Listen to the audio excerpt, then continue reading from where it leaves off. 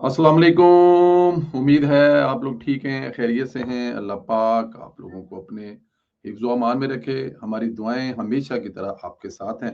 खुश रहें, आबाद रहें, इसी तरह हंसते मुस्कुराते रहें। पाकिस्तान पर ये जो इम्तिहान है, पंजाब के लोगों पर ख़ास तौर पर, अल्लाह पाक इसमें हमें सुरखरू करे। चैनल को ज़रूर सब्सक्राइब करें, बेल आइकन को प्रेस करें और ज़्यादा से ज़्यादा व्हाट्सएप ग्रुपों में इसका लिंक शेयर करें और अपनी राय का इज़हार करना मत भूलें। दोस्तों, इमरान खान की आमरीयत का ज़ोर जो है वो टूटता हुआ दिखाई दे रहा है। आमराना तर्ज़ सियासत से पार्टी पर हर तरह के फैसले मुसल्लत खत्म होने का लग रहा है, जैसे वक़्त हो रहा है। इमरान खान के गैर आईनी, गैर मंतकी, आमराना फैसलों को गंडापुर ने चैलेंज करना शुरू कर दिया है। इमरान खान के जेल जाने के बाद पीटीआई में हल्की-फुल्की किसी न किसी जगह पे कोई ऐसी चीज़ जिसे जिसे आप काइंड ऑफ जमहूरियत कह सकते हैं, उसका तासर मिल रहा है। लेकिन इमरानी कल्ट गंडापुर की बगावत को हज़म नहीं कर पाएगा। हकीकत यही है कि खारजा और दफ़ाई अमूर पर वफ़ाक का मैंडेट है। सूबाई हुकूमत किसी सूरत अफ़गानिस्तान जाकर इन अमूर अमूर को तय नहीं कर सकती। इमरान खान के ख़वारिज से आखिरी उम्मीद पूरी नहीं होगी। गंडापुर ने बात ही खत्म कर दी है। गंडापुर इमरान खान के रोज रोज अफगानिस्तान जाने मुतालबे से तंग आकर गंडापुर ने क्या भैन मेरा पासपोर्ट ही ब्लॉक दिया, जाओ जाओ जहन्नम विच, ਤੁਸੀਂ ਮੇਰੇ ਵਾਸਤੇ ਮਰ ਗਏ ਤੇ ਮੈਂ ਤੁਹਾਡੇ ਵਾਸਤੇ ਮਰ ਗਿਆ। ਉਹ ਰਾਜਾ ਕਬੀਰ ਸਾਹਿਬ ਕਹਿੰਦੇ ਹੁੰਦੇ ਨੇ ਕਿ ਤੁਸੀਂ ਮੇਰੇ ਵਾਸਤੇ ਮਰ ਗਏ ਤੇ ਮੈਂ ਤੁਹਾਡੇ ਵਾਸਤੇ मर गया। अब ये इमरान खान साहब कहते हैं कि जाके जो वो खवारज हैं, उन खवारज को जाके ये बताओ जो रोज मेरे और आपके भाई और बेटे शहीद कर रहे हैं, उनको जाके बताओ कि इसमें इसमें खान साहब का कुछ लेना देना नहीं है। इमरान खान साहब ये नहीं करवा रहे। ये बार बार गंडापुर को कह रहे थे कि जाओ और जाकर उनको बताओ कि ये इमरान खान ही कर रहा है। गंडापुर ने बात खत्म कर दी, जाओ पाए मुकिया पासपोर्ट जो होंदा जे कर लो। गंडापुर ने इमरान खान को वाजिया तौर पर कह दिया है कि मेरा पासपोर्ट ब्लॉक है, मैं अफगानिस्तान नहीं जा सकता। दर हकीकत गंडापुर नहीं जाना चाहता। वो कोई गैर आईनी काम क्यों करे? क्योंकि तहरीके अदम इतमाद के दौरान इमरान खान आइन शिकन का मर्तकब हुआ था, वो आपको पता है। और गंडापुर जानता है कि इमरान खान को तो आइन शिकनी की लत लगी हुई है, लेकिन वो ऐसा कोई जुर्म नहीं करना चाहता क्योंकि वजारत आला से उतरने के बाद छुतरौल बड़ी होनी है। अगर आपने जलालत, मकारी या ऐसी चीजें अगर देखनी है तो वो आपको नजर आएंगी। गंडापुर जो साहब हैं वो अब इस वक्त तो बर्दाश्त कर रहे हैं इमरान खान को, लेकिन एक वक्त आएगा कि वो जनाब बल्कि कह ही दिया। अब देखे ना, इमरान खान ने कहा कि मुझे गंडापुर मिलने क्यों नहीं आता, तो उन्होंने कहा जी मुझे मिलने नहीं देते। तो उन्होंने कहा जी हाई कोर्ट जाए, उन्होंने कहा जी हाई कोर्ट नहीं मान रहे। इमरान खान ने कहा कि सुप्रीम कोर्ट जाए क्योंकि उसने मुझ पे बजट पर भी आके सलाह मशवरा नहीं किया था। तो वो कहते हैं जी सुप्रीम कोर्ट जा रहे हैं, सुप्रीम कोर्ट भी मुंह नहीं लगा रहे। इसका मतलब है कि गंडापुर साहब जो है वो इमरान खान को मिलना ही नहीं चाहते, क्योंकि उनको पता है कि ये जो अंदर बैठा हुआ मुल्क दुश्मन है, ये जो कैदी 804 है, कैसी बात है, कैदी होने पे भी फख्र है। मैं क्या कहूँ उनको, बट एनी हाउ उनको पता है इस बात का, तो इसलिए वो जरा थोड़ा सा कतराते हैं, क्योंकि जाके वहां पे जो होना है वो आपको पता ही है। तो इसलिए गंडापुर साहब जो है वो किसी भी सूरत में इमरान खान को मुंह लगाना नहीं चाहते, और यही वजह है कि इमरान खान साहब जो भी हर गुजरते दिन के साथ मेरे ख्याल में अब उनको समझ आ रही है। अच्छा जी, एक चीज और जो बड़ी ही जिसे कहते हैं ना कि बड़ी, मैं इस पे क्या कहूँ जी, मेरे तो इस पे जो है ना अल्फाज वो जो है ना वो कम पड़ जाते हैं। बस आपने अगर जलालत, जहालत, मकारी, मुनाफकत, गद्दारी की कोई मुजस्सम शक्ल देखनी हो तो इस वक्त पीटीआई का सोशल मीडिया और इसके हैंडल्स को देख लें। ये लोग मेजर अदनान शहीद की शहादत को भी अपने गलीज, घटिया और मकार प्रोपेगेंडे के लिए इस्तेमाल कर रहे हैं। शहीद के वालिद ने जस्दे खाकी वसूल करते वक्त अदनान खान जिंदाबाद का नारा लगाया, और पाकिस्तान तहरीक इंसाफ वाले गलीज, गंदे, बेगैरत, मैं अब क्या क्या लफ्ज बोलूं उनके लिए, उन्होंने इस कल्ट को ये जो इस कल्ट को क्या कहा जाए, उन्होंने जो बेटे के नाम पर अदनान खान जिंदाबाद का नारा लगाया, वो उसको इमरान खान जिंदाबाद का नारा मैनेज करके चला रहे हैं कि जिसका बेटा शहीद हुआ है वो इमरान खान जिंदाबाद का नारा लगा रहा है। अब इससे ज्यादा खबीस और गंदे और गलीज लोग कहां मिलेंगे आपको? यानी कि इतने घटिया हैं कि ये शहदा की यादगारें इन्होंने जलाई, वो आपने देखी, बेहरमती की, कोर कमांडर हाउस को जलाया, फौजी तनसीबात पर हमले किए, शहदा के खानदान को अपनी गंदी सियासत का ईंधन बना रहे हैं। उसी मेजर अदनान शहीद की शहादत को इस्तेमाल कर रहे हैं जिसको नापाक अफगानियों ने शहीद किया। इनका लीडर इन्हीं अफगानियों के हक में जेल में बैठकर बयानियां चला रहा है। अब अंदाजा कर लें इमरान खान साहब जो हैं वो जेल से बैठकर जो है वो एक कैंपेन चला रहे हैं, और उनकी कैंपेन जो है वो फौज के खिलाफ है। और वो गंडापुर को कह रहे हैं कि आप लोग जाएं और जाकर बताएं उनको कि इसमें इमरान खान शामिल नहीं है। अफगानियों को जाके, और उन्हीं अफगानियों गलीजों गंदे और कमीने लोगों ने एक मेजर नहीं, हमारे कई बेटे मेजर जो है उनको शहीद किया है। मैं अल्लाह पाक मेजर का, उनके वालदैन का, हिफ्ज़ो अमान हो उनके वालदैन का, सब्र दे। और ऐसे अजीम बाप को दोनों हाथों से सलाम है जो अपने बेटे का जस्दे खाकी लेते वक्त उसके जिंदाबाद के नारा लगा रहे हैं। उनके एक मामू ने कहा, जी हम खुश हैं कि हमारा बेटा जो है वो इस वतन पर कुर्बान हो गया है।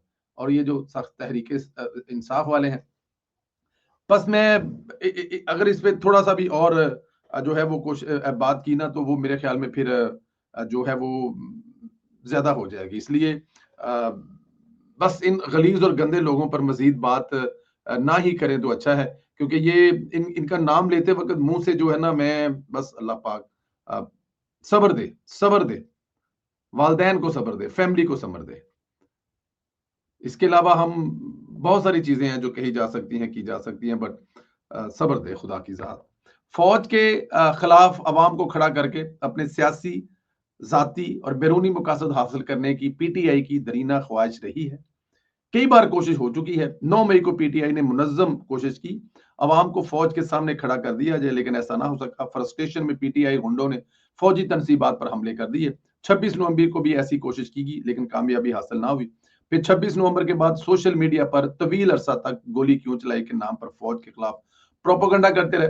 नेपाल की तरज का इनकलाब पाकिस्तान में आ चुका है, और वो जमहूरी इनकलाब था।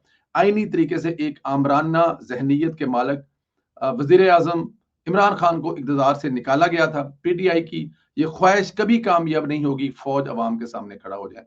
मार का हक के बाद पूरी दुनिया ने देखा कि इस मुल्क की जो अवाम है वो कैसे फौज के साथ खड़ी है। ये मेरे भी देख लिया, ये आपने भी देख लिया, और इसमें कोई शक भी नहीं है कि पूरी की पूरी जो कौम है इस वक्त वो अपने अवाम पूरी की पूरी कौम जो है वो फौज के साथ खड़ी है। क्योंकि फौज, देखें, आपको लाख इख्तलाफ हो सकता है, इख्तलाफ किया जा सकता है, लेकिन फौज ने 10 मई को साबित किया है कि वो अपना असल काम कर रहे हैं, जिस पे मुझे और आपको एतराज होता था। और सबसे बड़ी बात है, ये जो हमारे मुल्क को 3.5 साल में दीमक की तरह, वो जिस तरह दीमक की तरह खा गया था इमरान खान, उससे हमारी जान छुड़वाई है। तो ये मेरे ख्याल में फौज से मोहब्बत करने के लिए इतना ही बहुत। इतलात हैं कि वज़ीर आज़म शहबाज शरीफ साहब जो हैं वो कतर जाएंगे और कतरी अमीर से मुलाकात करेंगे, और उनको पाकिस्तान की अवाम का, हुकूमत पाकिस्तान का पैगाम देंगे। अपनी हर किस्म की हमायत का यकीन दिलाएंगे कि पाकिस्तान अपने कतरी भाइयों के साथ है।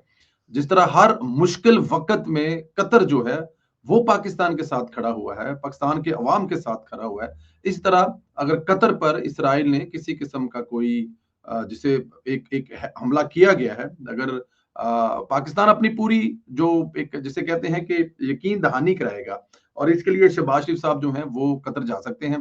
बल्कि हमारी कुछ इतलात हैं कि शायद वो कतर जाएं, अभी तक ये इतला है।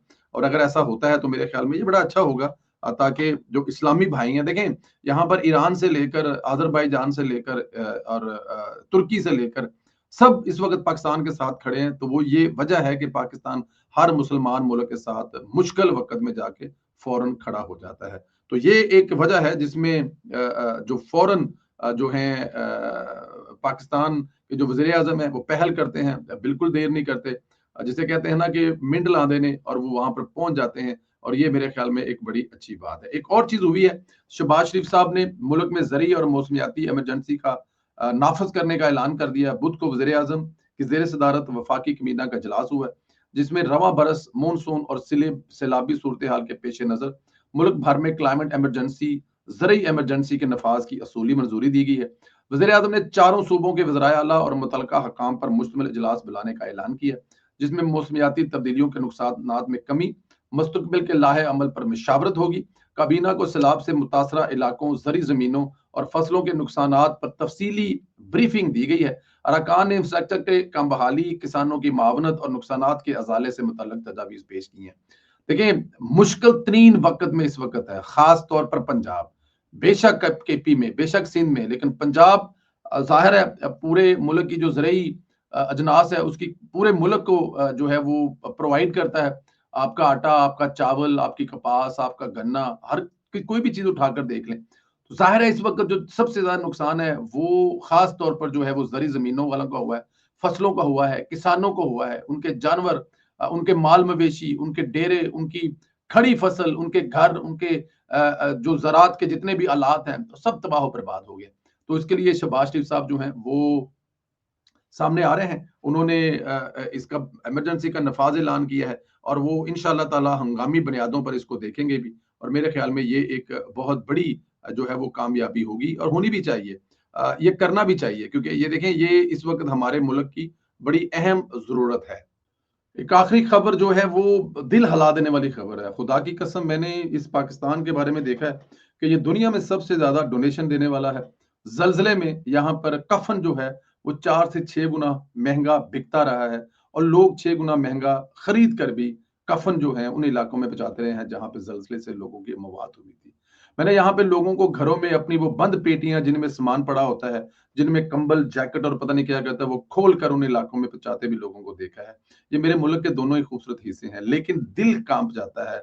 अवाम की दुश्मन बनी हुई ऐसे लोग जो इंसानियत भूल जाते हैं, इंसानी रवैये देखकर बड़ी तकलीफ होती है, दुःख होता है। प्राइवेट कश्ती ऑपरेटर, अब अंदाज़ा करें कि इनको अपना मरना भूला हुआ है। मरना भूला हुआ है, लोगों का एहतिसाल कर रहे हैं, हज़ारों रुपए डिमांड कर रहे हैं, जो पैसा नहीं दे पाता उसको वहीं छोड़ते हैं।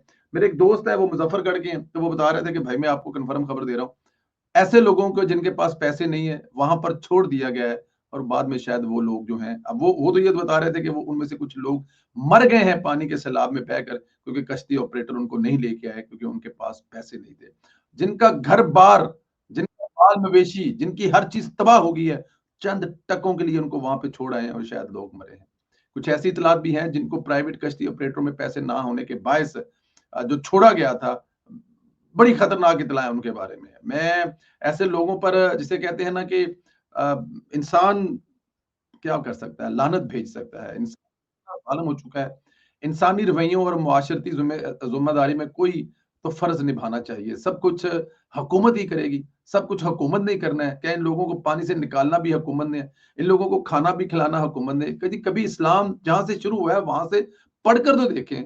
जिस जिस जिनकी मिसालें देते हैं, जिनको आप अपना लास्ट प्रॉफिट हज़रत मोहम्मद सल्लल्लाहु अलैहि वसल्लम मानते हैं, देखें तो सही जब वो अपने कबीले के साथ हिजरत करके मदीना तशरीफ लाए थे, तो मदीने वालों ने कैसे आप सल्लल्लाहु अलैहि वसल्लम और उनके साथियों को पाला था, कैसे अपने घर के हिस्से दे दिए, कैसे अपने माल के हिस्सेदार करार दिया, कैसे उनको कहा कि हमारी हर चीज़ के आप हिस्सेदार हैं और यहाँ पर चंद टकों के लिए कश्ती वाले जो हैं वो ये गेम कर रहे हैं। हुकूमत कर रही है, मरियम नवाज़ ने कहा है कि कश्तियाँ चलाने के अमल पर सख्त पुलिस की निगरानी की हदायत की है। उन्होंने कहा कि निजी ऑपरेटर्स अवाम से कोई रकम वसूल नहीं करेंगे, हुकूमत उन्हें बराह रास्त अदायगी करेगी। इस मकसद के लिए कायदे मिल्लत रेस्क्यू कैंप में अदायगी का डेस्क भी काम कर दिया गया। रेस्क्यू 1122 100 कश्तियां लाइफ जैकेट्स और फ्लड लाइट के साथ तैनात कर रहा है। इसके अलावा 4 हेलीकॉप्टर भी महफूज इन्हाला और खाने पीने की तरसीलात के लिए इस्तेमाल किए जा रहे हैं और ये ऑपरेशन सारी रात रहेगा। ये जो जलाल पीर वाला है ना, असल में हुआ ये है कि यहाँ पे टूटा है बंद, लोगों को मतलब अचानक ऐलान करना पड़ा है या अचानक कहना पड़ा निकले हैं, तो पूरा शहर खाली होना अचानक जहां-जहां पर पहले ऐसा था, वहां से लोगों को निकाला गया और बड़े महफूज तरीके से निकाला गया है। लेकिन कोई यहाँ पे ये मसाइल हुए हैं, लेकिन इसके बावजूद मरियम नवाज आज खुद मुल्तान में मरियम नवाज साहिबा मौजूद थी। उन्होंने बच्चों के साथ बैठकर खाना खाया, बच्चों को अपने हाथ से खाना खिलाया।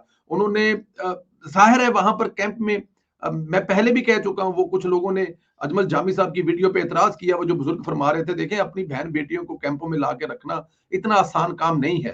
मतलब आप वहां पे बैठे हैं, कहीं से कोई खाना है तो आपको मिल जाए, आपके बच्चे भूखे हैं और आपको दिलासा दिया जा रहा है, डीसी साहब खाना लेके आ रहे हैं, एसी साहब खाना लेके आ रहे हैं, कोई रफाई तंजीम खाना लेके आ रही है, दुनिया का मुश्किल तरीन काम है। हुकूमत अकेली हुकूमत नहीं कुछ कर सकती, अवाम को हुकूमत के साथ खड़ा होना पड़ेगा। अगर आज जलाल पीर वाला पे मुश्किल वक्त है, अगर आज लाहौर पे मुश्किल वक्त है, आज मुल्तान पे, खुदा ना करे कल किसी और शहर पे, तो ये तो सारे पाकिस्तान के साथ हो सकता है। तो आज मुश्किल वक्त वालों को, आसान वक्त वालों पे, जिन पर खुदा का रहम है कि वहां पर ये हैपन नहीं हुई, वो साथ खड़ा होना चाहिए। हुकूमत कर रही है, हमारे पास कुछ और भी इतलात हैं कि कुछ ऐसे भी लोग हैं जो सरकारी वर्दी पहने हुए हैं और सरकारी वर्दी पहनकर भी कुछ ऐसे काम कर रहे हैं जो उनको नहीं करने चाहिए। अगर वो को 2-4 करोड़ रुपया या 5-7 करोड़ रुपया इन हालात में कमा लेंगे, वो हुकूमत को कुछ दा-दपा लगा लेंगे, तो खुदा की कसम वो उनके साथ नहीं रहेगा। ये जो जिन बच्चों के अंदर ये खून जाएगा उन पैसों की कमाई से, जो बनेगा खून, खुदा की कसम वो उन वालिदैन को कभी माफ नहीं करेगा। वही बच्चे कल उनके सामने खड़े हो जाएंगे। तो इस मुश्किल वक्त में पैसों की कमाई को छोड़ दें, इंसानियत को बचा लें, पाकिस्तान को बचा लें, पाकिस्तान के शहरियों को बचा लें। ये दौलत आनी जानी है, खुदा की ज़ात और बड़े मौके देगा। अल्लाह पाक आप लोगों को अपने हिफ्ज़ अमान में रखे। हमारी दुआएं हमेशा आपके साथ हैं। बड़ी तकलीफ वाली खबर थी, मैं तो इसको करते वक्त भी डर रहा था कि बस खुदा की ज़ात हमें माफ़ करे। सलामत रहें, खुश रहें, अल्लाह पाक आपको हिफ्ज़ अमान में रखे। दुआएं हमेशा आपके साथ हैं। चैनल को ज़रूर सब्सक्राइब करें और बेल आइकन को प्रेस करके जो है वो चैनल भी सब्सक्राइब करें और अपनी राय का इज़हार करें। मुल्तान के नज़दीक रहने वाले लोग कम से कम ज़रूर बताएं। अल्लाह पाक मुज़फ्फरगढ़ को अपने हिफ्ज़ अमान में रखे, क्योंकि मुज़फ्फरगढ़ उस जगह पे कायम है जहां पर ये सारे दरिया मिलते हैं, पांचों दरिया आकर मिलते हैं और उसी जगह को पंजनद कहा जाता है, जो बिल्कुल आप कह लेंगे 5-7-10 किलोमीटर मुजफ्फरगढ़ शहर है, ज़ाहिर है जिला है, उसके उसके सामने ये मौजूद है। सलामत रहें, खुश रहें, हमारी दुआएं जो हैं वो मुजफ्फरगढ़ वालों के साथ हैं, पूरे पाकिस्तान के साथ हैं।